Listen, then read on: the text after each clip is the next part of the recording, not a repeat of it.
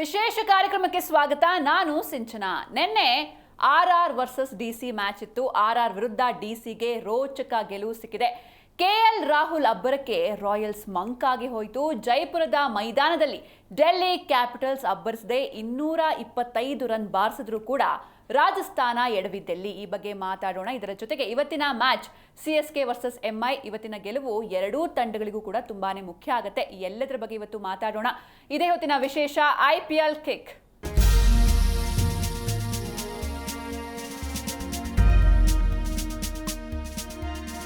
S, ಇವತ್ತು ಈ ಬಗ್ಗೆ ಮಾತಾಡೋದಕ್ಕೆ ನಮ್ಮ ಜೊತೆ ಪ್ರೇಮ್ ಕುಮಾರ್ ಇದ್ದಾರೆ. Hello Prem sir, welcome to the show. Thank you. ಹಾಗೆ ಮಲ್ಲಿಕಾರ್ಜುನ್ ಪಾಟೀಲ್ ಕೂಡ ಜಾಯ್ನ್ ಆಗಿದ್ದಾರೆ. Hello Patil sir, welcome to the show. Hi madam. Yes Patil sir, ನಿನ್ನೆ 225 ರನ್ ಬಾರಿಸಿದ್ರು ಆರ್ಆರ್ ಅವರು, ಆದ್ರೂ ಕೂಡ ಸೋತ್ರು. ಅಂದ್ರೆ ಸೋಲ್ತಾರೆ ಅಂತ ಅನ್ಕೊಂಡಿದ್ರ ಅಥವಾ ಅವರು ಎಲ್ಲಿ ಎಡವಿದ್ರು ಅಂತ? 265 ನಾವು ಅದನ್ನು ನಿಭಾಯಿಸ್ಕೊಳಕ್ಕೆ ಆಗ್ತಾಯಿಲ್ಲ. ಇನ್ನು 225 ಖಂಡಿತವಾಗ್ಲೂ ಆಗಲ್ಲ ಅಂತ ನಿನ್ನೆ ಅನ್ಕೊಂಡಿದ್ದೆ. ಯಾಕೆಂದರೆ ಫ್ಲ್ಯಾಟ್ ಪಿಚ್ ಇತ್ತು ನಿನ್ನೆ. ಆ ಒಂದು ಫ್ಲ್ಯಾಟ್ ಪಿಚ್ನಲ್ಲಿ ಈಸಿಯಾಗಿ ಚೇಸ್ ಆಗುತ್ತೆ ಅನ್ನುವಂಥದ್ದು ಒಂದಿತ್ತು. ಬಟ್ ನಿನ್ನೆ ಡಿವ್ ಇರಲಿಲ್ಲ. ಅದು ರಾಜಸ್ಥಾನಿಗೆ ಹೆಲ್ಪ್ ಮಾಡ್ಕೊಳ್ತು ಕೂಡ. ಬಟ್ DC ಅವರು ತುಂಬ ಚೆನ್ನಾಗಿ ಅದನ್ನು ನಿಭಾಯಿಸ್ಕೊಂಡ್ರು. ಈಸಿಯಾಗಿ ಪ್ರತಿಯೊಂದು ಓವರಲ್ಲೂ ಕೂಡ ಬೌಂಡ್ರಿಗಳನ್ನು ಹೊಡೆದ್ರು. ನೋಡಿ, T20 ಅಂತ ಬಂದಾಗ ಅದರಲ್ಲೂ ಕೂಡ ಈಗ IPL ಅಲ್ಲಿ 200 ಕೂಡ ಸೇಫ್ ಅಲ್ಲ ಅನ್ನೋದು ಮತ್ತೊಂದು ಮ್ಯಾಚು ಇದನ್ನು ಮಾಡಿತು. ನಿನ್ನೆ ರಾಜಸ್ಥಾನ ತುಂಬ ಎಡವಟ್ಟುಗಳನ್ನು ಮಾಡಿತು. ಬೌಲಿಂಗ್ನಲ್ಲಿ ಅಷ್ಟರ ಮಟ್ಟಿಗೆ ಆ ದೃಢತೆ ಕಾಣಿಸ್ಲಿಲ್ಲ. ಓವರ್ ಕಾನ್ಫಿಡೆನ್ಸ್ ಅಂತ ಕಾಣಿಸಿದ್ರು. ಮತ್ತು ನಾವು ಗೆಲ್ತೀವಿ, ನಮ್ಮನ್ನು ಯಾರು ಸೋಲ್ಸೋರಿಲ್ಲ, ನಮ್ಮ ಬೌಲಿಂಗ್ ಪಡೆ ಹಂಗಿದೆ, ಆ ರೀತಿಯಾದಂಥ ಓವರ್ ಕಾನ್ಫಿಡೆನ್ಸ್ ಇತ್ತು ನಿನ್ನೆ. ಮತ್ತು RR ಅಲ್ಲಿ ಇಬ್ಬರು ಜೈಸ್ವಾಲು ಇದಾಗಲಿಲ್ಲ, ಆಮೇಲೆ ಸೂರ್ಯವಂಶನೂ ಕ್ಲಿಕ್ ಆಗಲಿಲ್ಲ.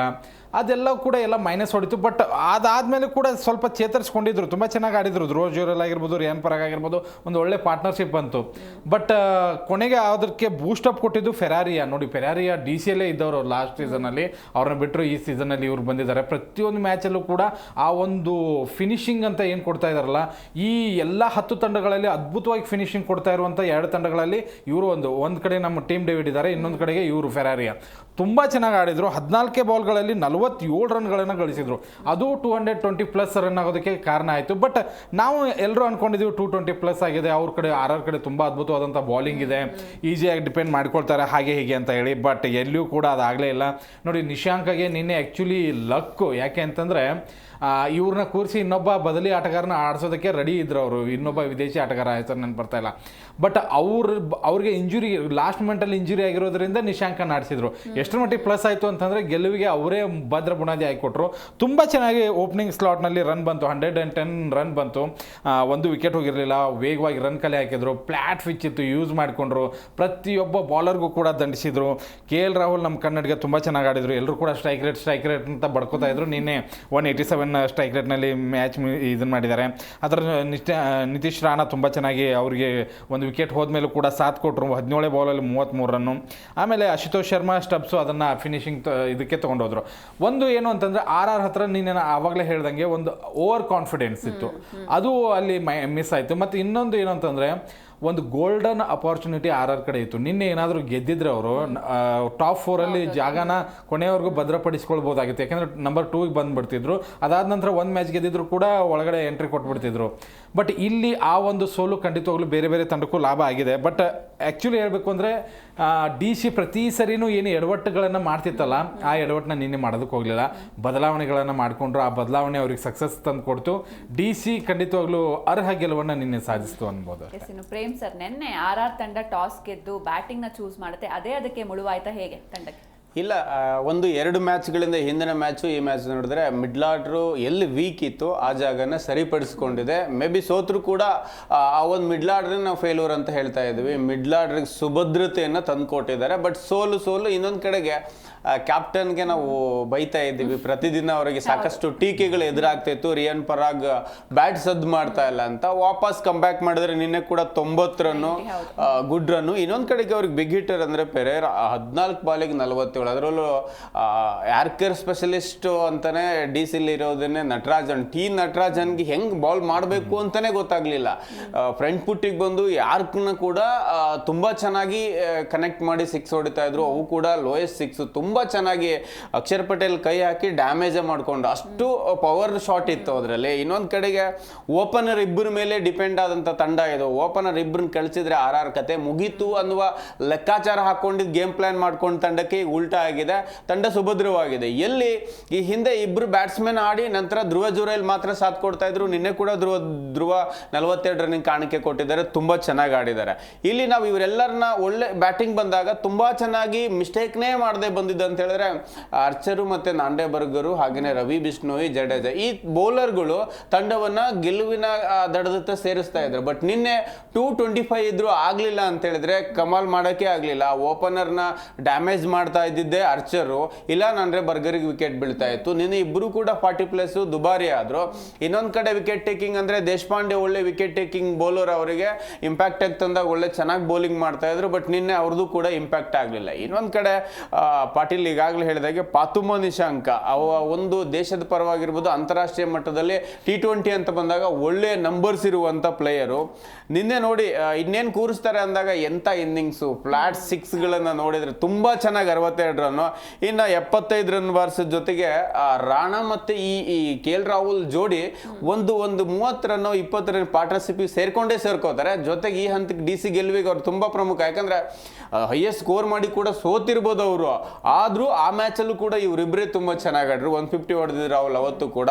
ಇನ್ನೊಂದ್ ಕಡೆಗೆ ನಮಗೆ ನಿತೀಶ್ ರಾಣಾ ಆದ್ಮೇಲೆ ಸ್ಟಬ್ಸು ಒಳ್ಳೆಯ ಲಯದಲ್ಲಿದ್ದಾರೆ. ಅವ್ರನ್ನ ಒಂದು ವಿಕೆಟ್ ಹೋದಾಗೂ ಕೂಡ ಸಿಂಗಲ್ ಆಡ್ತಾರೆ, ಜಾಸ್ತಿ ರನ್ ಬೇಕಾದಾಗ ಬರ್ತಾರೆ. ಇನ್ನು ಅಶುತೋಷ್ ಕೂಡ ನಿನ್ನೆ ಚೆನ್ನಾಗಿ ಆಡಿದ್ರು. ಕಂಪ್ಲೀಟ್ಲಿ ಸ್ಟಾರ್ಕ್ ಬಂದಿದ್ದು ಒಂದು ಆತ್ಮವಿಶ್ವಾಸ, ಆದ್ರೆ ನಿನ್ನೆ ಸ್ಟಾರ್ಕ್ 3 ವಿಕೆಟ್ ಎತ್ತಿದ್ರು ಕೂಡ 40 ರನ್ ಬಿಟ್ಕೊಟ್ಟಿದ್ದಾರೆ. ಹಾಗಾಗಿ ಚುಟುಕು ಕ್ರಿಕೆಟ್ ಅಲ್ಲಿ ಎಲ್ಲರೂ ಸ್ಟಾರ್ಕ್ ಹೊಡಿತಾರೆ ಅನ್ನೋ ನಿರೀಕ್ಷೆ. ಅಂದ್ರೆ ಒಂದ್ ಕಡೆಗೆ ಬ್ಯಾಟಿಂಗ್ ಲೈನ್ ಅಪ್ ಇತ್ತು ಅವ್ರದ್ದು, ಬೌಲಿಂಗ್ಗೆ ಅಷ್ಟೊಂದು ಉತ್ತಮವಾಗಿರ್ಲಿಲ್ಲ ಅನ್ನೋ ಟೈಮಲ್ಲಿ. ಯಾಕಂದ್ರೆ ಚಾಯ್ಸ್ ಹುಡುಕ್ತಾ ಇದ್ರು ಅವರು, ಜೆಮಿಸನ್ ತಗೊಂಬಂದ್ರು. ಯಾಕಂದ್ರೆ ಒಳ್ಳೆ ಬೌಲಿಂಗ್ ಮಾಡ್ತಿದ್ದಾರೆ ಅವ್ರಿಗೆ.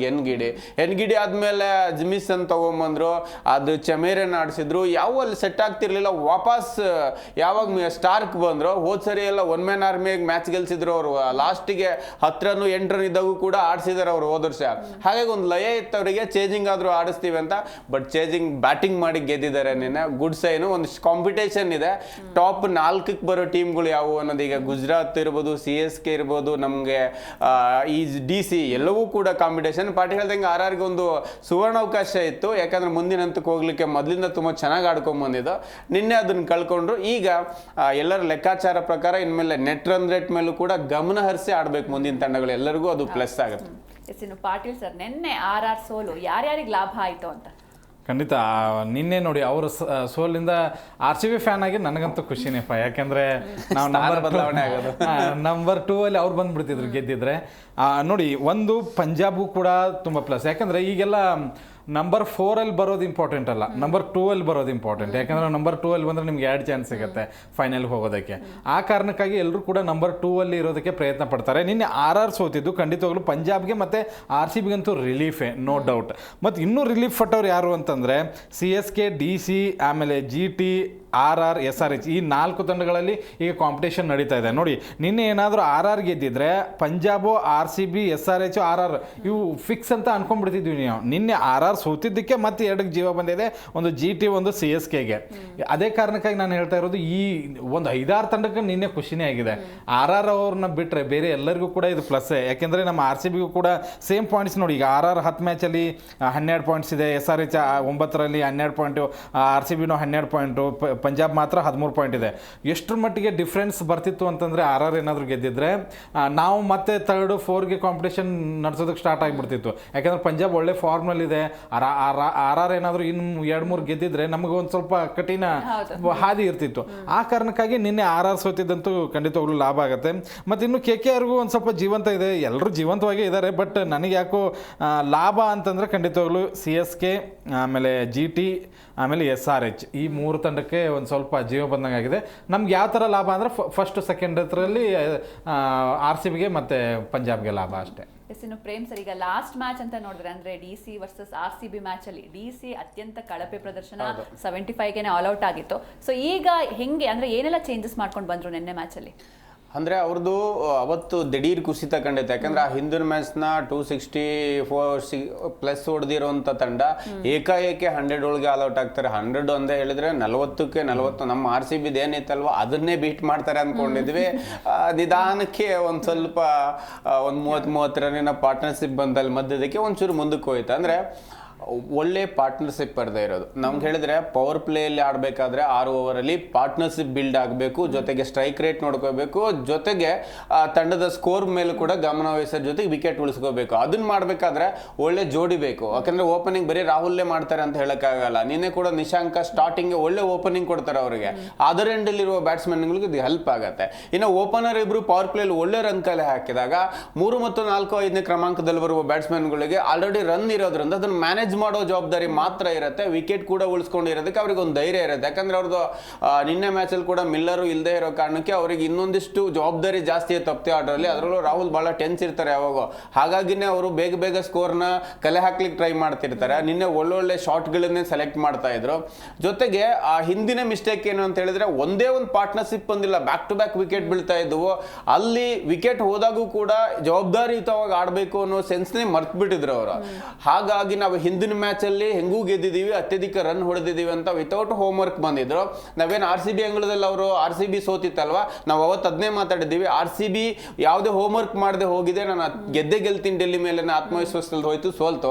ಅದಾದ್ಮೇಲೆ ಆ ಹಿಂದಿನ ಮ್ಯಾಚ್ನವರು ಹೈಯೆಸ್ಟ್ ಸ್ಕೋರ್ ಹೊಡೆದು ಸೋತಿದ್ರು. ಬ್ಯಾಟಿಂಗ್ ಚೆನ್ನಾಗಿದೆ ಲೈನಪ್ ಅಂತೇಳಿ RCB ಮೇಲೆ ಅವರು ಯಾವುದೇ ರೀತಿಯ ಒಂದು ಮ್ಯಾಚ್ ವಿನ್ನಿಂಗ್ ಪರ್ಫಾರ್ಮೆನ್ಸ್ಗೆ ಏನ್ ಬೇಕೋ ಎಲ್ಲ ತಾಲೀಮ್ ಮಾಡದೆ ಬಂದಿದ್ರೇನೋ ಅಂತ ನನಗನ್ಸುತ್ತೆ. ಯಾಕಂದ್ರೆ ಅಷ್ಟೊಂದು ವಿಕೆಟ್ಗಳು ಕೊಡೋದು, ಹೆಜಲ್ವುಡ್ನ ಈಸಿಯಾಗಿ ಅಟ್ಯಾಕ್ ಮಾಡ್ಬೋದು, ಹಿಟ್ ಮಾಡ್ಲಿಕ್ಕೆ ಅವರೇ ದಾರಿ ಅನ್ಕೊಂಡ್ ಬಂದ್ರೆ ಅವರೇ ಪ್ಲೇಯರ್ ಆಫ್ ದ ಮ್ಯಾಚ್ ಆದ್ರೂ ಅವತ್ತು. ಹಾಗಾಗಿ ಪ್ಲಾನ್ ಇಲ್ಲದೆ ಬಂದಾಗೆಲ್ಲ ಯಾವುದೇ ತಂಡ ಆಗಿರಬಹುದು, ಅದು RCB ಆಗಲಿ ನೋಡಿ, ಪಂಜಾಬ್ ಕೂಡ RR ಮೇಲೆ ನಾವು ಈಸಿಯಾಗಿ ಗೆಲ್ತೀವಿ ಅನ್ನೋ ಅತಿಯಾದ ಆತ್ಮವಿಶ್ವಾಸ ಇಟ್ಕೊಂಡು ಬಂತು, ಅಲ್ಲೂ ಕೂಡ ಸೋಲ್ತು. ಹಾಗಾಗಿ ಪ್ರಾಪರ್ ಪ್ಲಾನ್ ಯಾವ್ದವತ್ತು ಜೊತೆಗೆ ಬರಲ್ಲ. ಯಾವ ಪಿಚ್ ಏನ್ ಹೇಳುತ್ತೆ, ಪಿಚ್ ಹೇಗೆ ಬಿಹೇವ್ ಮಾಡುತ್ತೆ ಅವೆಲ್ಲವನ್ನ ಜಡ್ಜ್ ಮಾಡದೆ ಹೋದ್ರೆ 100% ಸೋಲ್ತಾರೆ. ಅದಕ್ಕೆ ನಾವು ಅವತ್ತು ಕೊಹ್ಲಿ ಕ್ರೆಡಿಟ್ ಕೊಡಬೇಕು. ಪಿಚ್ನ ಅವರು ಬೌಲಿಂಗ್ ಹೇಗೆ ಮಾಡಿಸ್ಬೇಕು ಅನ್ನೋದನ್ನ ಅರ್ಥಕೊಂಡ್ರು. ಬಟ್ ರಾಹುಲ್ ಅಂಡ್ ಟೀಮ್ ಏನಿದೆ, ಅಕ್ಷರ್ ಪಟೇಲ್ ಟೀಮು ಅದನ್ನ ಮಾಡಲಿಲ್ಲ, ಅದಕ್ಕೆ ಸೋತರು. ಹಾಗಾಗಿ ಇನ್ಮೇಲೆ ಆ ಥರದೊಂದು ತಪ್ಪು ಮಾಡದೆ ಬರೋ ತಂಡಗಳಿಗೆ ಹೆಲ್ಪ್, ಯಾಕಂದ್ರೆ ಟೈಮ್ ಇಲ್ಲ ಮುಂದಕ್ಕೆ ಹೋಗ್ಲಿಕ್ಕೆ. ಹಾಗಾಗಿ ಎಚ್ಚೆತ್ಕೊಳ್ಳೇಬೇಕಾಗತ್ತೆ ನೆಕ್ಸ್ಟ್ ಎಲ್ಲ ತಂಡಗಳು. ಓಕೆ, ಇನ್ನು ಪಾಟೀಲ್ ಸರ್, ನಿನ್ನೆ ಮ್ಯಾಚ್ ಅಲ್ಲಿ ಅಂದ್ರೆ DC ತಂಡದಲ್ಲಿ ಓಪನರ್ಸ್ ಅಂದ್ರೆ DC ಗೆಲ್ಲೋದಕ್ಕೆ ಓಪನರ್ಸ್ ಕೊಡುಗೆ ಏನು, ಅದರಲ್ಲೂ ನಮ್ಮ ಕನ್ನಡಿಗ KL ರಾಹುಲ್ ಅವರ ಕೊಡುಗೆ ಏನು ಅಂತ? KL ರಾಹುಲ್ ನೋಡಿ ನಿನ್ನೆ ಆ ಒಂದು ದಾಖಲೆ ಮಾಡಿದ್ರು, ಆರೆಂಜ್ ಕ್ಯಾಪ್ ತಲೆ ಮೇಲೆ ಬಂತು. ನಿನ್ನೆ DC ಗೆದ್ದಿದ್ದು ಒಂದು ಕಡೆ ಖುಷಿ, ಆದ್ರೆ ನಮ್ಮ ಕನ್ನಡಿಗ ಆಡಿದ ಅಂತ ಇನ್ನೊಂದು ದೊಡ್ಡ ಖುಷಿ. ಖಂಡಿತವಾಗ್ಲೂ ಒಳ್ಳೆ ಫಾರ್ಮ್ ಅಲ್ಲಿ ಇದ್ದಾರೆ. ಇದು ಮುಂದಿನ ದಿನಗಳಲ್ಲಿ ಅಂತಾರಾಷ್ಟ್ರೀಯ ಕ್ರಿಕೆಟ್ಗೂ ಬರೋದಕ್ಕೆ ಒಂದು ವೇದಿಕೆ ಖಂಡಿತವಾಗ್ಲೂ ಅವ್ರಿಗೆ ಸಿಗುತ್ತೆ. ಮತ್ತೆ ಪಾತುಮ್ ನಿಶಾಂಕ ಮತ್ತೆ ಈ KL ರಾಹುಲ್ ಆ ಓಪನಿಂಗ್ ಪಾರ್ಟ್ನರ್ಶಿಪ್ ಹೇಗಿತ್ತು ಅಂತಂದ್ರೆ, ನಾವು 225ನ ಈಸಿಯಾಗಿ ಚೇಂಜ್ ಮಾಡ್ತೀವಿ ಅನ್ನೋ ಥರನೇ ಆರಂಭದಲ್ಲೇ ಮೊದಲ ಬಾಲಿಂದನೇ ಹಿಡಿದು ಅವರು ಆ ಒಂದು ಕಾನ್ಫಿಡೆನ್ಸ್ ಅನ್ನ ಕೊಟ್ಟರು. ನೋಡಿ, ನಿಶಾಂಕ ಒಳ್ಳೆ ಓಪನಿಂಗ್ ಕೊಟ್ರಿ, 6 ಬೌಂಡ್ರಿ 3 ಸಿಕ್ಸಸ್ಸು. ಆಮೇಲೆ ನಮ್ಮ KL ರಾಹುಲ್ 6 ಬೌಂಡ್ರಿ 5 ಸಿಕ್ಸಸ್ಸು. ನೋಡಿ, ಓಪನಿಂಗ್ ಸ್ಲಾಟ್ನಲ್ಲಿ ನೀವು ಎಂಥದ್ದೇ ಸ್ಕೋರ್ ಇದ್ರೂ ಕೂಡ ರನ್ ಬಂತು ಅಂತಂದ್ರೆ ಓಪನಿಂಗ್ ಸ್ಲಾಟ್ನಲ್ಲಿ ರನ್ ಎಂಥದ್ದೇ ಮ್ಯಾಚ್ನ ವಿನ್ ಆಗ್ತೀವಿ ಅನ್ನೋದಕ್ಕೆ ಇದು ಒಂದು ಸಾಕ್ಷಿನೇ. ನಿನ್ನೆ ಏನಾದರೂ ಇವ್ರು ಪವರ್ ಪ್ಲೇನಲ್ಲಿ ಒಂದು 2 ವಿಕೆಟ್ ಕಳ್ಕೊಂಡಿದ್ರು ಕೂಡ ಆಗ್ತಿರ್ಲಿಲ್ಲ, 225 ಸಾಧ್ಯನೇ ಇರಲಿಲ್ಲ. ಇವರಿಗೆ ಒಂದು ಒಳ್ಳೆ ಸಾಥ್ನ ಕೊಟ್ಟಿದ್ದು ಖಂಡಿತವಾಗ್ಲೂ ನಿಶಾಂಕ ಅವ್ರನ್ನ ನಾನು ಹಾಡಿ ಹೊಗಳಬೇಕು. ಈ ಹಿಂದೆ ಅವರು ಒಂದು ಲೀಗ್ನ ಆಡ್ತಾರೆ, ಪಾಕಿಸ್ತಾನ್ ಪ್ರೀಮಿಯರ್ ಲೀಗು ಮತ್ತು ಇನ್ನೊಂದು ವೆಸ್ಟ್ ಇಂಡೀಸ್ ಪ್ರೀಮಿಯರ್ ಲೀಗು. ಆ 2 ಪ್ರೀಮಿಯರ್ ಲೀಗಲ್ಲೂ ಕೂಡ ತುಂಬ ಚೆನ್ನಾಗಿ ನಿಶಾಂಕ ಆಡಿದ್ರು. ಅದೇ ಒಂದು ಕಾರಣಕ್ಕಾಗಿ ಇವ್ರನ್ನ ಆಯ್ಕೆ ಮಾಡ್ಕೊಂಡಿದ್ದು ಈ ಸರಿ ಓಪನಿಂಗ್ ಸ್ಲಾಟ್ನಲ್ಲಿ ಕಳ್ಸೋಣ ಅಂತ ಹೇಳಿ. ಬಟ್ ಆರಂಭದಲ್ಲಿ ಬರೀ 20-30 ರನ್ನು ಅಥವಾ 10-15 ರನ್ನಿಗೆ ಇಷ್ಟೇ, ಬಟ್ ಕಡಿಮೆ ಬಾಲ್ ಆಡ್ತಿದ್ರು, ಬಿಗ್ ಸ್ಕೋರ್ ಬರ್ತಾ ಇರಲಿಲ್ಲ. ಆ ಕಾರಣಕ್ಕಾಗಿ ನಿನ್ನೆ ಅವ್ರನ್ನ ಡ್ರಾಪ್ ಮಾಡಿ ಇನ್ನೊಬ್ಬರನ್ನ ತಗೊಳ್ಬೇಕು ಅಂತ ಅನ್ಕೊಂಡಿದ್ರು. ಬಟ್ ಅಚಾನಕ್ಕಾಗಿ ತಗೊಂಡಿದ್ರು, ಮೊದಲ 50 ಕೂಡ ಬಾರಿಸಿದ್ರು. ಬಟ್ ನಿನ್ನೆ ಆ ಒಂದು ಓಪನಿಂಗ್ ಜೋಡಿ ಇದೆಯಲ್ಲ, ಆ ಗೆಲ್ಲೋದಕ್ಕೆ ಭದ್ರ ಬುನಾದಿ ಹಾಕ್ತಿವಿ. ಖಂಡಿತವಾಗ್ಲು ಅರ್ಹ ಗೆಲುವು ಅವ್ರಿಗೆ ಮಾತ್ರ ಸನ್ಬೇಕು. ಅದರಲ್ಲೂ KL ರಾಹುಲ್ ಆಡಿದ್ ಮಾತ್ರ ಇನ್ನೂ ಡಬಲ್ ಖುಷಿ ಅದರಲ್ಲಿ. ಎಸ್, ಇದಿಷ್ಟು ನಿನ್ನೆ ಮ್ಯಾಚ್ ಬಗ್ಗೆ. ಆದ್ರೆ ಇವತ್ತು MI ವರ್ಸಸ್ CSK ಮ್ಯಾಚ್ ಇದೆ. ಸೊ ಪ್ರೇಮ್ ಸರ್, ಸೊ ಇವತ್ತಿನ ಮ್ಯಾಚ್ ಪಾಯಿಂಟ್ಸ್ ಟೇಬಲ್ ನ ನೋಡಿದ್ರೆ ಎರಡೂ ತಂಡಗಳಿಗೆ ಎಷ್ಟು ಇಂಪಾರ್ಟೆಂಟ್ ಅಂತ? ಎರಡೂ ತಂಡಗಳಿಗೆ ಇಂಪಾರ್ಟೆಂಟೇ, ಬಟ್ ಸೋತವರ ಕಾಳಗದಲ್ಲಿ CSKಗೆ ಪ್ಲಸ್ ಇದೆ. ಯಾಕಂದ್ರೆ ನನಗೇನು DC ಮುಂದಕ್ಕೆ ಬರೋಕ್ಕೆ ಯಾವ ದಾರಿನೂ ಇಲ್ಲ, MI ಕಷ್ಟನೇ ಇದೆ. ಹಾಗಾಗಿ ಇನ್ನೊಂದು ಕಡೆಗೆ ಏನು ಒಂದು 200+ ರನ್ನಿನ ಕೊಡುಗೆನೆ ಕೊಟ್ಟಿದೆ MI. ಆದ್ರೂ ಕೂಡ ಕೊನೆಯ ಮ್ಯಾಚನ್ನ ಗೆಲ್ಲಕ್ಕಾಗಿಲ್ಲ. ರಿಕಲ್ಟನ್ ಅವರ ಅದ್ಭುತವಾದ ಸೆಂಚುರಿ ಬಂತು, ಆ ಸೆಂಚುರಿ ಇಟ್ಕೊಂಡು ಕೂಡ ಗೆಲ್ಲಕ್ಕಾಗ್ಲಿಲ್ಲ. ಅದರ ಹಿಂದೆ ಅವರ ಏನಿದೆ ಒಂದು ಕಚ್ಚಾಟಗಳು, ಏನ ತುಂಬಾ ಮಾತಾಡ್ತಾರೆ ಕ್ಯಾಪ್ಟನ್ಸಿ ವಿಚಾರವಾಗಿ, ಟೀಮಲ್ಲಿ ಒಂದು ಒಗ್ಗಟ್ಟಿಲ್ಲ, ಅದು ಇದು ಒಂದು ಎಲ್ಲವೂ ಕೂಡ ಟೀಮ್ನ ಕ್ಯಾಪ್ಟನ್ ಮೇಲೆ ಡಿಪೆಂಡ್ ಆಗಿರುತ್ತೆ. ಎಲ್ಲರನ್ನ ಒಗ್ಗೂಡಿಸ್ಕೊಂಡು ಹೋಗ್ಬೇಕಾಗಿದ್ದು. ಇನ್ನೊಂದು ಜೊತೆಗೆ ವಿನ್ನಿಂಗ್ ಕಾಂಬಿನೇಷನ್ ಇರುವ ಪ್ಲೇಯಿಂಗ್ 11 ಅನ್ನ ಆಯ್ಕೆ ಮಾಡಬೇಕಾಗತ್ತೆ. ಅಲ್ಲಿ ಒಬ್ಬೊಬ್ಬರು ಪ್ರತಿಭೆಗಳು ಒಂದು ಬಾರಿ ತಿಲಕ್ ವರ್ಮಾ ಮಾಡಿದ್ರೆ, ಒಂದು ಬಾರಿ ಡಿಕಾಕ್ ಆಡಿರ್ತಾರೆ, ಒಂದು ಬಾರಿ ರಿಕ್ಲಂಟನ್ ಆಡಿರ್ತಾರೆ. ಅದಾದ್ಮೇಲೆ ಒಳ್ಳೆ ಸ್ಕೋರ್ನೇ ಕಲೆ ಹಾಕಿದ್ರೆ ಈ ಕಡೆ ಬೌಲರ್ ಕೈ ಕೊಡ್ತಾ ಇದ್ದಾರೆ. ಯಾಕಂದ್ರೆ ಅಲ್ಲಿ ವಿಶ್ವದ ಪ್ರಮುಖ ಬೌಲರ್ಗಳೇ ಇದ್ದಾರೆ. ನಮಗೆ ಬುಮ್ರಾ ಅಂತ ಬೌಲರ್, ವರ್ಲ್ಡ್ ಕ್ಲಾಸ್ ಬೌಲರ್, ಅವ್ರ ಬಗ್ಗೆ ಮಾತಾಡಂಗಿಲ್ಲ. ಅಷ್ಟೇ ಎಬಿಲಿಟಿ ಇರುವಂತ ಟ್ರೆಂಟ್ ಬೋಲ್ಟನ್ ಇಟ್ಕೊಂಡಿದ್ದಾರೆ. ಮಿಚೆಲ್ ಸ್ಯಾಂಟ್ನರ್, ಅವ್ರಿಗಿನ್ನ ಸ್ಪಿನ್ನರ್ ಯಾರು ಬೇಕಾ ತಂಡಕ್ಕೆ? ಆನ್ ಪೇಪರ್ ನೋಡೋದಾದ್ರೆ MI ತಂಡಕ್ಕೆ ಆಜು ಬಾಜುನು ಯಾರು ಬರೋಕ್ಕಾಗಲ್ಲ. ಆಕ್ಚುಲಿ RCB ಗಿನ್ನ ಮಾಸ್ಟರ್ ಮೈಂಡೆಡ್ ಸ್ಪಿನ್ನರೇ ನಿಮಗೆ ಸ್ಯಾಂಟ್ನರ್. ಎಂತ ಒಳ್ಳೆ ಸ್ಪಿನ್ನರು ಪ್ಲಸ್ ಆಲ್ರೌಂಡರ್ ನಿಮಗೆ ಕಂಪ್ಲೀಟ್ಲಿ ಸಿಗ್ತಾರೆ. ನಾವು ಹಾರ್ದಿಕ್ ಪಾಂಡ್ಯಕ್ಕಿಂತ ಒಂದು ತೂಕ ಹೆಚ್ಚೇ ಇರ್ತಾರೆ ಅವರು, ಬಟ್ ಅವ್ರ ಕೈಲಿ ಅವ್ರಿಗೆ ಲಾಭ ತಗೊಳಕ್ ಆಗ್ತಾ ಇಲ್ಲ. ಜೊತೆಗೆ ನಮಗೆ ನೋಡಿ ಓಪನಿಂಗ್ ಅಂತ ಬಂದಾಗ ಡಿಕಾಕು, ರೋಹಿತ್ ಶರ್ಮಗೆ ಯಾವುದೋ ಇಂಜುರಿ ಅವಕಾಶಗಳೇ ಸಿಗ್ತಾ ಇಲ್ಲ. ರೋಹಿತ್ ಶರ್ಮಾ ಅಂತವ್ರು ಇದ್ದಾರೆ ಅಲ್ಲಿ, ಸೂರ್ಯಕುಮಾರ್ ಯಾದವ್, ತಿಲಕ್ ವರ್ಮಾ ಎಲ್ಲ ವರ್ಲ್ಡ್ ಕ್ಲಾಸ್. ಪಾಂಡೆ ಕೂಡ ನಂಬರ್ 1 ಆಲ್ರೌಂಡರ್. ಎಲ್ಲ ಇದ್ದು ಕೂಡ ಒಂದು ಒಳ್ಳೆಯ ಯೂನಿಟಿ ಇಲ್ಲದೆ ಇರೋದಕ್ಕೆ ಆ ತಂಡ ಸೋಲ್ತಾ ಇದೆ. ಇನ್ನೊಂದ್ ಕಡೆಗೆ 5 ಕಪ್ ಗೆದ್ದವ್ರು ಇಬ್ರು ಕೂಡ ಇವತ್ತು ಒಳ್ಳೆ ಕಾಳಗ ಇದೆ ಅಂತ ಹೇಳಿದ್ರೆ ನನ್ನ ಪ್ರಕಾರ ಮೇಲುಗೈ CSK ಗೆ ಇದೆ. ಯಾಕಂದ್ರೆ ಅವ್ರದ್ದೇ ನೆಲದಲ್ಲಿ ಹೋಗಿ ಅವ್ರನ್ನ ಹೊಡೆದು ಬಂದಿದ್ದಾರೆ. ವಾಂಖೇಡೆಯಲ್ಲಿ ಅವ್ರು ಸೋತಿದ್ದಾರೆ. ಈಗ ಚಿದಂಬರಂ ಸ್ಟೇಡಿಯಂ ಹೇಳಿ ಕೇಳಿ ಸ್ಪಿನ್ನಿಗೆ ಹೇಳಿ ಮಾಡಿಸಿದಂತ ಪಿಚ್ಚು ಆಲ್ರೆಡಿ ಈ ಒಂದು ಹಿಂದಿನ ಮ್ಯಾಚ್ಗಳಲ್ಲಿ ಅಖಿಲ್ ಹಸ್ನೇನು 4 ವಿಕೆಟ್ ತಗೊಂಡು ಒಳ್ಳೆ ಸೈನ್, ಒಳ್ಳೆ ಒಂದು ಲಯದಲ್ಲಿದ್ದಾರೆ. ಜೊತೆಗೆ ಈಗಾಗಲೇ ಒಂದು ಚೂರು ಲಯಕ್ಕೆ ಬರ್ತಾ ಇದ್ದಾರೆ ನೂರ್ ಅಹಮದ್. ಇವರ ಸ್ಪಿನ್ ಜೊತೆಗೆ ವಿಕೆಟ್ ಟೇಕಿಂಗ್ ರೇಸ್ ಅಲ್ಲಿ ಮೊದಲಿಂದನೂ ಇರೋದು ಕಾಂಬೋಜು 14 ವಿಕೆಟ್ ಅಲ್ಲಿ. ಇವಾಗ ಅವರು ಕೂಡ ವಿಕೆಟ್ ಟೇಕಿಂಗ್ ಅಲ್ಲಿ ಇವಾಗ ಭುವಿ 17 ಹೈಯೆಸ್ಟ್ ಇದ್ರೆ ಅವರು ಕೂಡ 3ನೇ ಪ್ಲೇಸ್ ಅಲ್ಲಿ ಇದ್ದಾರೆ. 14 ವಿಕೆಟ್ ತಗೊಂಡ್ರ ಪೈಕಿ ಒಂದು 3 ಜನರಲ್ಲಿ ಅವರು ಇದ್ದಾರೆ. ಹಾಗಾಗಿ ಒಂದು ಗುಡ್ ಸೈನ್ ಇರೋದ್ರಿಂದ ಅವರಿಗೆ ಬೌಲಿಂಗ್ ಕೂಡ CSK ಇದೆ. ಆ ಕಡೆ ಟಾಪ್ ಕ್ಲಾಸ್ ಬೌಲರ್ ಇದ್ರೆ, ಬಟ್ ಇಲ್ಲಿ ಯಂಗ್ ಬೌಲರ್ಗಳು, ಕಾಂಬೋಜ್ ಅಂತ ಬೌಲರ್ಗಳು ತುಂಬಾ ಚೆನ್ನಾಗಿ ಕೆಲಸ ಮಾಡ್ತಿದ್ದಾರೆ. ಇನ್ನೊಂದ್ ಕಡೆಗೆ ಇಲ್ಲಿ ಓಪನಿಂಗ್ ತುಂಬಾ ಚೆನ್ನಾಗಿದೆ. ಮಿಡ್ಲ್ ಆರ್ಡರ್ ಕೂಡ ಇವರು ಹೇಳ್ಕೊಳ್ಳೋಂತ ಪ್ರದರ್ಶನ ದುಬೈನ್ ಟೀಮ್ ಇಂದ ಬರ್ತಾ ಇಲ್ಲ. ಪಾಟೀಲ್ ಸರ್, ಇನ್ನು ಈಗ MI ಹಾಗೂ CSK ಅಂತ ಬಂದ್ರೆ ಇವತ್ತಾದ್ರೂ ರೋಹಿತ್ ಹಾಗೂ ಧೋನಿ ಆಡ್ತಾರ ಹೇಗೆ? ಇವತ್ತು ಆಡಲ್ಲ. ಇನ್ನು ಅವ್ರು ಆಡೋದೇ ಡೌಟ್ ನನ್ನ ಪ್ರಕಾರ. ಒಂದು ಆಡೋನಂತ ನಿರೀಕ್ಷೆ ಯಾಕೆ ಹೇಳ್ತೀನಿ ಕೇಳಿ. ನನಗೆ ಧೋನಿ ಓಕೆ ಈ ಸರಿ ಲಾಸ್ಟು ಅಂತ ನಾವು ಹೇಳ್ತಾ ಇದ್ದೀವಿ. ತವರ್ನಂಗಲಲ್ಲಿ ಮ್ಯಾಚ್ ನಡೀತಾ ಇದೆ, ಅದು ಕೂಡ 5 ಕಪ್ ಅವರು ಗೆದ್ದಿದ್ದಾರೆ, ಇವರು 5 ಕಪ್ ಗೆದ್ದಿದ್ದಾರೆ.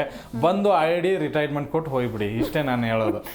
ಆಯ್ತು, ನಿಮ್ಗೆ ತವ್ರ ನೆಲದಲ್ಲೇ ರಿಟೈರ್ಮೆಂಟ್, ಇದಕ್ಕಿಂತ ದೊಡ್ಡದು ಏನು ಬೇಕಾಗಿದೆ? ಹೆಂಗಿದ್ರು ಇಂಜುರಿ ಅಂತ ಇದ್ರೆ ಬಂದು ಒಂದು 2 ಬಾಲ್ ಆಡಿ 2 6 ಹೊಡೆದು ನಾನು ಬಾಯ್ ಅಂತ ಹೇಳಿ ಹೋಗೋದು ಬೆಟ್ರು ಅಂತ ನಾನು ಅನ್ಕೋತೀನಿ. ಓಕೆ, ನಾವು ಧೋನಿ ಫ್ಯಾನೇ ಅಂತ ಹೇಳಿ ಮಾತಾಡೋದಾದ್ರೆ ರಿಟೈರ್ಮೆಂಟ್ ಕೊಡಿ ಅಂತ. ಮತ್ತು ಏನು ಪ್ರತಿ ವರ್ಷನೂ ಬರ್ತೀನಿ ಅಂತಾರೆ, ಬರಲ್ಲ. ಈಗ ನೋಡಿ 7-8 ಮ್ಯಾಚ್ ಆಯಿತು, ಇವ್ರು ಕಿತ್ಕೊಂಡು ಹೋದ್ರಿ, ಈಗ ಮುಗೀತು. ನಾನು CSK ಏನು ಪ್ಲೇ ಆಫಿಗೆ ಬರುತ್ತೆ ಅಂತ ನಾನೇನು ಅನ್ಕೊಂಡಿಲ್ಲ. ಇನ್ಮೇಲೆ ಬಂದು ನೀವು ಗೆಲ್ಸಿದ್ರು ಅಷ್ಟೇ, ಬಿಟ್ರು ಅಷ್ಟೇ. ನಾನು ಆರಂಭದಲ್ಲೇ ಹೇಳಿದ್ದೆ, ಇವ್ರು ಗಂಟು ಮೂಟೆ ಕಟ್ಕೊಂಡು ಹೋಗೋಕ್ಕಿಂತ ಮುಂಚೆನೇ ಧೋನಿ ಬರಬೇಕೆ ಹೊರತು ಗಂಟು ಮೂಟೆ ಕಟ್ಟಿದ ಮೇಲೆ ಬಂದರೆ ಯೂಸ್ ಇಲ್ಲ ಅಂತ ಹೇಳಿ. ಬಟ್ ಹಾಗಂತ ಹೇಳಿ ರೋಹಿತ್ಗೇನು ಅದನ್ನು ಹೇಳೋಕ್ಕಾಗಲ್ಲ. ರೋಹಿತ್ ಆರಂಭದಲ್ಲೆಲ್ಲ ಚೆನ್ನಾಗಿ ಆಡಿದ್ದಾರೆ, ಅವ್ರು ಇನ್ನೂ 2-3 ವರ್ಷನೂ ಆಡುವಂಥ ಕೆಪಬಿಲಿಟಿ ಇದೆ. ಓಕೆ, ಇವತ್ತಿನ ಮ್ಯಾಚಿಗೆ ಬಂದರೆ ಖಂಡಿತವಾಗ್ಲೂ ಯಾರು ಕಳಪೆ ಇದ್ರಲ್ಲಿ ಕಳಪೆ ಅಂತ ಹುಡ್ಕೋಣ. ಇವತ್ತು ಕಳಪೆ ಇವ್ರ ಕಳಪೆನಾ ಅವ್ರ ಕಳಪೆನಾ ಅನ್ನೋದನ್ನ ಕಾಂಪಿಟೇಷನಲ್ಲಿ ನನಗೆ ಯಾಕೋ CSKನೇ ಕಳಪೆ ಅಂತ ಅನಿಸುತ್ತೆ. ಯಾಕೆಂದರೆ ಇವ್ರು ಹೊಡೆದಿರೋ ಅಂತ ಯಾರ್ಯಾರ ಜೊತೆಗೆ ಇವ್ರು ಗೆದ್ದಿದ್ದಾರೆ ಅಂತ ಒಂದ್ಸರಿ ನಾವು ಲೆಕ್ಕ ಹಾಕಿದ್ರೆ, ಒಂದು ಡಿಸಿನೂ ಅಟ್ರ್ ಫ್ಲಾಪ್ ಪ್ರದರ್ಶನ, KKR ಕೊನೆಯಲ್ಲಿದೆ, ಅದು ಏನೂ ಇಲ್ಲ. ಇನ್ನು ಮುಂಬೈ ಅವ್ರು ಸತ್ತು ಬಿದ್ದವ್ರೆ. ಇವ್ರನ್ನೇ ಗೆದ್ದಿರೋದು. ಬೇರೆ ಯಾರು ಸ್ಟ್ರಾಂಗ್ ಇರೋ ಟೀಮ್ ಜೊತೆ ಅಷ್ಟರ ಮಟ್ಟಿಗೆ ನಾವು ಹೇಳ್ಕೊಳ್ಳುವಂಥ ಪ್ರದರ್ಶನ ಇಲ್ಲ. ಒಂದು ಅಡ್ವಾಂಟೇಜ್ ಅಂತಂದರೆ ಪ್ರೇಮ್ ಹೇಳ್ದಂಗೆ ಅವ್ರ ನೆಲದಲ್ಲಿ ಮ್ಯಾಚ್ ನಡೀತಾ ಇದೆ ಅಂತ ಹೇಳಿ. ಬಟ್ ಮುಂಬೈಗೆ ಆ ಥರ ಅಲ್ಲ. ಮುಂಬೈ ಯಾವುದೇ ಪಿಚ್ ಇರಲಿ ಅವ್ರು ಹೊಡಿಬಡಿ ಆಟಗಾರರೇ ಅವ್ರ ಹತ್ರ ಇರೋದ್ರಿಂದ ಖಂಡಿತವಾಗ್ಲೂ ಇವತ್ತು ನನಗೆ ಮುಂಬೈ ಗೆಲ್ಲುತ್ತೆ ಅಂತ ಅನಿಸ್ತಾ ಇದೆ. ಯಾಕೆಂದರೆ ಕಂಬ್ಯಾಕ್ ಆಗಬೇಕು. ನನಗೆ ಬೂಮ್ರಾ ವಿಕೆಟ್ ತೆಗಿದೇ ಇರೋದನ್ನು ನೋಡೋಕ್ಕಾಗ್ತಾ ಇಲ್ಲ, ಪಾಂಡ್ಯ ಆ ಮುಖ ನೋಡೋಕ್ಕಾಗ್ತಾ ಇಲ್ಲ ಆಳ್ತಾ ಇರೋದು. ಆಮೇಲೆ ನಮನ್ ದೀರ್ ಆಗಿರ್ಬೋದು, ಒಳ್ಳೆ ಬ್ಯಾಟ್ಸ್ಮನ್ಗಳಿದ್ದಾರೆ ರೀ. ವಿಲ್ ಜಾಕ್ಸನ್ ಅಂತ ಆಟಗಾರ, ರಿಕೆಲ್ಟನ್ ಅಂತ ಆಟಗಾರ, ನಮನ್ ದೀರ್, ಸೂರ್ಯಕುಮಾರ್, ತಿಲಕ್. ಸೂರ್ಯನ್ ಕೂರಿಸ್ಬಿಡ್ರಪ್ಪ, ನಾನು ಹೇಳ್ತಾ ಇದ್ದೀನಲ್ಲ, ಸೂರ್ಯನ್ ಕೂರಿಸಿ ನೀವು ಗೆಲ್ತೀರಾ. ಏನು ಅಂತ ಓಪನಿಂಗ್ ಚೆನ್ನಾಗಿ ಬರ್ತಾ ಇದೆ, ಒಂದು 56 ರನ್ ಚೆನ್ನಾಗಿ ತಗೋತಾ ಇದ್ದಾರೆ. ಒಂದು ಸ್ಪೀಡ್ ಹೋಗೋ ಕಾರಣ ರೋಡ್ ಬ್ರೇಕ್ ಬರುತ್ತಲ್ಲ, ಹಂಗಾಗಿಬಿಟ್ಟಿದೆ. ಇವ್ರು ಮತ್ತೆ ವಿಕೆಟ್ ಹೋಗ್ತಾರೆ, ಪ್ರೆಷರ್ ಬೀಳ್ತಾ ಇದ್ದಾರೆ, ಮತ್ತೆ ರನ್ ಬರ್ತಾ ಇಲ್ಲ. ಲಾಸ್ಟ್ ಹೊಡಿಬಿಡಿ ಆಗ್ತಾ ಇದ್ದಾರೆ, ಅಲ್ಲೂ ರನ್ ಬರ್ತಾ ಇಲ್ಲ. ಅದಕ್ಕೋಸ್ಕರ ಯಾರು ಫಾರ್ಮಲ್ ಇದ್ದಾರೋ ಅವ್ರನ್ನ ಆಡಿಸೋದು ಬೆಟ್ರು ಅನ್ಕೋತೀನಿ. Hardik Pandya as a captain failure. ಈತ ಕ್ಯಾಪ್ಟನ್ ಆಗಿರೋ ತನಕನೂ ಇವ್ರು ಕಪ್ ಗೆಲ್ಲಲ್ಲ, ಅದಂತೂ ಬರ್ದಿಟ್ಟು ಫಿಕ್ಸ್ ಅದು. ಯಾಕಂದ್ರೆ ಅಲ್ಲೇ 4-5 ಗುಂಪುಗಳಿರೋದ್ರಿಂದ ಇನ್ನೇನು ಕಪ್ ಗೆಲ್ತಾರೆ ಇವರು. ಇನ್ನು ಬಾಲಿಂಗ್ ವಿಭಾಗಕ್ಕೆ ಬಂದರೆ ಬೋಲ್ಟ್ ಇದ್ದಾರೆ ನೋಡಿ, ಸ್ಯಾಂಟ್ನರ್ ಅಂತ ಆಟಗಾರನ ಬಿಟ್ಟು ಆಡ್ತಾವ್ರು ಇವರು. ಸ್ಯಾಂಟ್ನರೇ ತಗೊಂಡಿಲ್ಲ. ವರ್ಲ್ಡ್ ಕ್ಲಾಸ್ ಬೆಸ್ಟ್ ಆಲ್ರೌಂಡರ್ ಅವನ್ನೇ ಬಿಟ್ಟು ಆಡ್ತಾ ಇದ್ದಾರೆ. ಬೋಲ್ಟ್ ವಿಕೆಟ್ಸ್ ಬೀಳ್ತಾ ಇಲ್ಲ, ಬೂಮ್ರಾ ಬೀಳ್ತಾ ಇಲ್ಲ. ಶಾರ್ದುಲ್ ಠಾಕೂರ್ನ ಆಡಿಸ್ತಾರೆ, ಅವ್ನಿಗೆ ಬಾಲಿಂಗ್ ಕೊಡಲ್ಲ, ಬ್ಯಾಟಿಂಗ್ ಕೊಡಲ್ಲ, ಫೀಲ್ಡಿಂಗ್ ಮಾಡಿಸ್ತಾರೆ. ಇಡೀ ಇತಿಹಾಸದಲ್ಲಿ ಇಂಪ್ಯಾಕ್ಟ್ ಪ್ಲೇಯರ್ ಒಬ್ಬ ಬಾಲಿಂಗ್ ಮಾಡ್ದೇನೆ ಬ್ಯಾಟಿಂಗ್ ಮಾಡ್ದೇನೆ ಇದ್ದಿದ್ದು ಫಸ್ಟ್ ಟೈಮ್ ಅಂತಂದ್ರೆ ಅದು ಮುಂಬೈಯಲ್ಲಿ. ಬಾಲಿಂಗ್ ಮಾಡಿ ಬ್ಯಾಟಿಂಗ್ ಮಾಡಿ ಮತ್ತೆ ಯಾಕೆ ಇಂಪ್ಯಾಕ್ಟ್ ಅಂತ ತಗೊಳ್ಳೋದು? ಅದಂತೂ ಆಗ್ತಾ ಇಲ್ಲ. ಒಂದು ಲೆಕ್ಕಾಚಾರದಲ್ಲಿ ಮುಂಬೈ ಒಂದು ಸ್ವಲ್ಪ ಪ್ರಾಬ್ಲಮ್ನ ದೊಡ್ಡ ಗುಡ್ಡೆ ಮಾಡ್ಕೊಂಡಿದೆ. ಹಾಗಂತ ಹೇಳಿ ಇವರೇನು ದೊಡ್ಡ ಚೆನ್ನಾಗಿದ್ದಾರೆ ಅಂತಲ್ಲ. ಗಾಯಕ್ವಾಡ್, ಸಂಜು ಸ್ಯಾಮ್ಸನ್ ಒಳ್ಳೆ ಫಾರ್ಮಲ್ ಇದ್ದಾರೆ. ಅದನ್ನ ಬಿಟ್ಟರೆ ಬೇರೆ ಯಾರು ನನಗೆ ಅಂಥವ್ರು ಕಾಣಿಸ್ತಾ ಇಲ್ಲ. ದುಬೈ ಇಲ್ಲ, ಬ್ರೇವಿಸ್ ಬರ್ತಾರೆ, ಏನು ದೊಡ್ಡ ಅದು ಮಗದಿರೋ ಥರ ಬರ್ತಾರೆ, ರನ್ ಬರ್ತಾ ಇಲ್ಲ. ಸರ್ಫ್ರಾಜ್ ಅಂತ ಒಳ್ಳೆ ಫಾರ್ಮಲ್ ಇರೋರನ್ನ ಲಾಸ್ಟ್ ಮ್ಯಾಚ್ ಕೂರಿಸ್ಕೊಂಡ್ಬಿಟ್ಟಿದ್ರು. ಆಮೇಲೆ ಕಾರ್ತಿಕ್ ಶರ್ಮಾ ಮತ್ತೆ ಇನ್ನೊಬ್ಬ ಶರ್ಮಾನ 14 ಕೋಟಿ ವೇಸ್ಟು. ಆಮೇಲೆ ಬಾಲಿಂಗ್ನಲ್ಲಿ ಒಂದು ಸ್ವಲ್ಪ ಅಖಿಲ್ ಹುಸೇನು, ನೂರ್ ಅಹ್ಮದನ್ನ ಬಿಟ್ಟರೆ ಕಂಬೋಜಿ ಓಕೆ ವಿಕೆಟ್ನ ತೆಗಿತಾರೆ. ಆ ಬಾಲಿಂಗ್ನ ಒಂದು ಸ್ವಲ್ಪ ಸದೃಢ ಅನ್ನೋದು ಬಿಟ್ಟರೆ ಬೇರೆ ಏನೂ ಇಲ್ಲ. ಎರಡು ಕಾಂಪಿಟೇಷನ್ ಅಂತ ಬಂದರೆ 50-50 ಅನಿಸ್ತಾ ಇದೆ. 50-50 ನನಗೆ ಯಾವಾಗಲೂ ನಾನು ಮುಂಬೈನ ಸಪೋರ್ಟ್ ಮಾಡ್ತೀನಿ. ಯಾಕಂದರೆ ಆ ಒಂದು ಪೇಪರ್ ಲೆಕ್ಕಾಚಾರದಲ್ಲೇ ಹೋಗೋದಾದ್ರೆ ನನಗೆ ಅದು ಒಂದು ಸ್ವಲ್ಪ ಸ್ಟ್ರಾಂಗ್ ಆಗಿ ಕಾಣಿಸೋದ್ರಿಂದ ಇವತ್ತು ಮುಂಬೈ ದೊಡ್ಡ ಗೆಲುವನ್ನು ಸಾಧಿಸುತ್ತೆ. CSKನ ಅವರು, ಯಾಕಂದರೆ ಇವರು ಅವ್ರ ನೆಲದಲ್ಲಿ ಹೋಗಿ ಹೊಡೆದಿದ್ರು. ಈಗ ಅದು ದ್ವೇಷದ ಸಮಯ, ಸೇಡಿನ ಸಮಯ. ಇವರು ಇವತ್ತು CSK ನೆಲಕ್ಕೆ ಹೋಗಿ ಹೊಡಿತಾರೆ ಅಂತ ಅನ್ಸುತ್ತೆ. ಸೊ ಪ್ರೇಮ್ ಸರ್, ನಿಮ್ಮ ಪ್ರಕಾರ ಯಾರು ಗೆಲ್ತಾರೆ? CSKನ ಟಾಸ್ ಯಾರು ಗೆಲ್ತಾರೆ ಅವರೇ ಮ್ಯಾಚ್ ಗೆಲ್ತಾರೆ. ಓಕೆ, ಇನ್ನು ಖಂಡಿತ ಮುಂಬೈ ಗೆಲ್ಲುತ್ತೆ. ಟಾಸ್ ಗೆಲ್ಲಿ ಬಿಡ್ಲಿ ಏನು ಬೇಕಾದಾಗಲಿ ಇವತ್ತು ಮುಂಬೈ ವಿನ್ ಆಗುತ್ತೆ. ಓಕೆ, ಇನ್ನು ಥ್ಯಾಂಕ್ ಯು ಸೋ ಮಚ್. ಇಷ್ಟೊತ್ತು ನಮ್ಮ ಸ್ಟುಡಿಯೋಗೆ ಬಂದಿದ್ದಕ್ಕೆ thank you so much. Yes, ಇವತ್ತು MI ವರ್ಸಸ್ CSK ಮ್ಯಾಚ್ ಇದೆ. ಎರಡೂ ತಂಡಗಳಿಗೂ ಇವತ್ತಿನ ಮ್ಯಾಚ್ ತುಂಬಾನೇ ಇಂಪಾರ್ಟೆಂಟ್ ಆಗುತ್ತೆ. ಹಾರ್ದಿಕ್ ಪಡೆ ಕಮಾಲ್ ಮಾಡುತ್ತಾ ಅಥವಾ ಸಂಜು ಸ್ಯಾಮ್ಸನ್ ಮತ್ತೆ ಮಿಂಚ್ತಾರಾ? ಎಲ್ಲವನ್ನೂ ಕಾದು ನೋಡಬೇಕಿದೆ ಅಂತ ಹೇಳ್ತಾ ನೋಡ್ತಾ ಇರಿ ಜೀ ಕನ್ನಡ ನ್ಯೂಸ್. ಸತ್ಯವೇ ಸುದ್ದಿಯ ಜೀವಾಳ.